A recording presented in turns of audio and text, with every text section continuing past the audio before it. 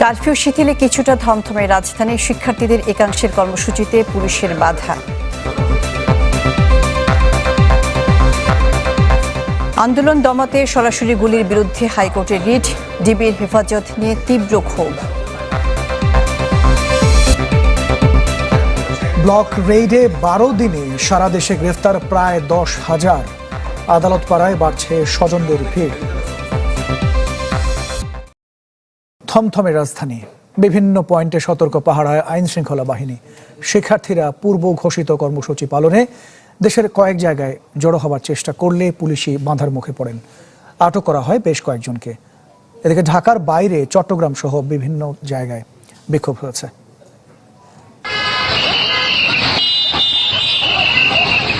রাজধানীর ইসিবি চত্বরে শিক্ষার্থীরা জড়ো হলে ছত্রভঙ্গ করে দেয় পুলিশ। টিয়ারশেল নিক্ষেপ ও ধস্তাধস্তি চলে বেশ কিছুক্ষণ।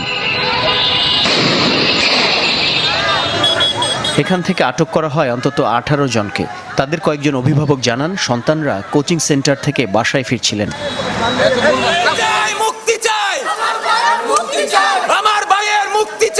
আগের রাতে ডিবি অফিস থেকে 6 সমন্বয়কের কোটা আন্দোলনের সব কর্মসূচি প্রত্যাহারের ঘোষণার পরপরই তা প্রত্যাখ্যান করে নতুন কর্মসূচি দেয় অন্য কয়েকজন সমন্বয়ক।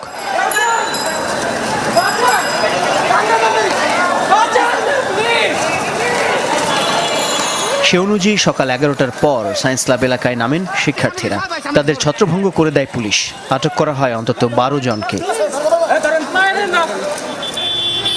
সে সময় সায়েন্স ল্যাব এলাকায় মহড়া দিতে দেখা যায় আওয়ামী লীগের নেতাকর্মীদের। মিরপুর 10 নম্বর মোড়ে আগে থেকে মোতায়েন করা হয় অতিরিক্ত পুলিশ। ছিল না বড় কোনো উত্তেজনা। তবে দুপুর 12টার দিকে ওই এলাকা থেকে বেশ কয়েকজন শিক্ষার্থীকে ধরে এনে পুলিশে সোপর্দ করেন কিছু রাজনৈতিক কর্মী। 2 জনকে ছেড়ে দেয়া হলেও আটক করা হয় 9 জনকে। খবর দাও না, বিউপিটিতে পড়ালেখা করি আমি। আমাদের এই জায়গায় ফোন হ্যারেস করা হচ্ছে। আমরা হচ্ছে যে ওইখানে দাঁড়ায় ছিলাম, আমরা শুধু দাঁড়ায় এরকম দেখতেছি, এরকম দাঁড়ায় ছিলাম আমরা। আমাদেরকে আটকা ধরে নিয়ে আসছে, বলে চলো তোমাদের ধরে নিয়ে। এই যে এই 2টা ভাইয়া নিয়ে আসছে, বলে চলো। ও নিজে আন্দোলনের জন্য আসছে, স্বীকারও করছে। তো আমাদের সাধারণ স্টুডেন্ট তো আমরা। এদিন শান্ত ছিল রামপুরা বাড্ডা এলাকা। তবে রাস্তা থেকে আটক করা হয় ব্র্যাক বিশ্ববিদ্যালয়ের 3 ছাত্রকে। এদিকে চট্টগ্রামের চেরাগী পাহাড় এলাকায় আন্দোলনকারীদের সাথে সংঘর্ষ হয়েছে পুলিশের। এ সময় টিয়ারশেল ও রাবার বুলেট ছোড়ে পুলিশ। আহত হন সাংবাদিক, পুলিশ সহ বেশ কয়েকজন।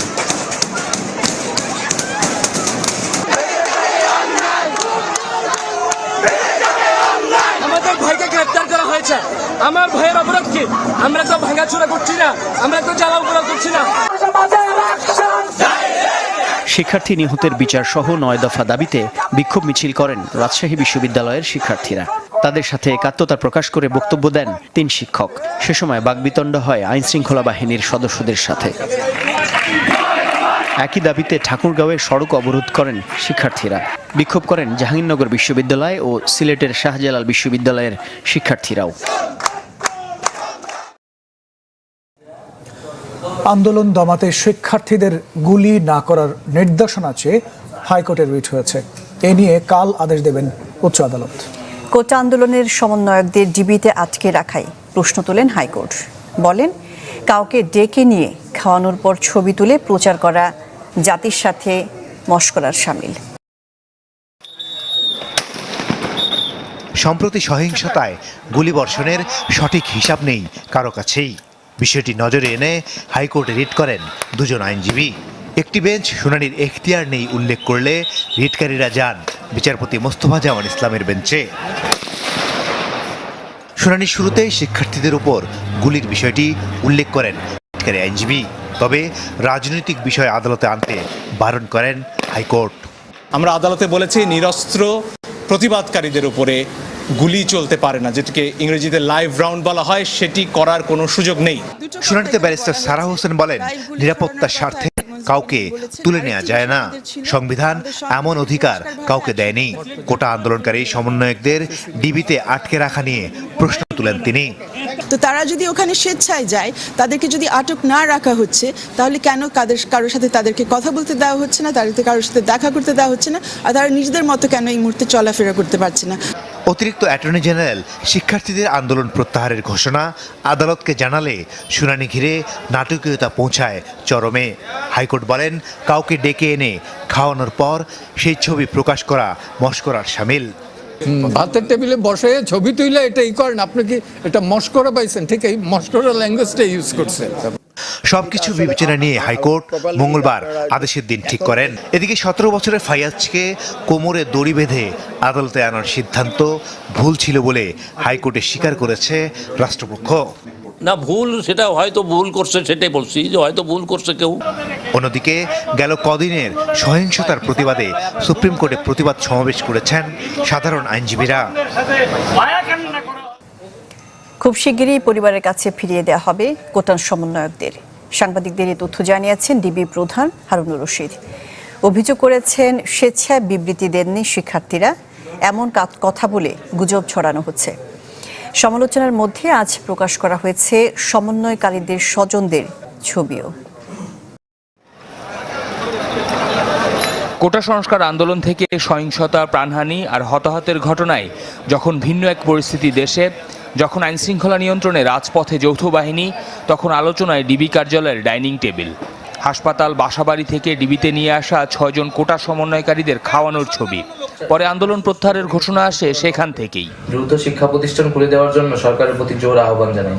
সার্বিক স্বার্থে আমরা এই মুহূর্তে থেকে আমাদের কর্মসূচি প্রত্যাহার করছি।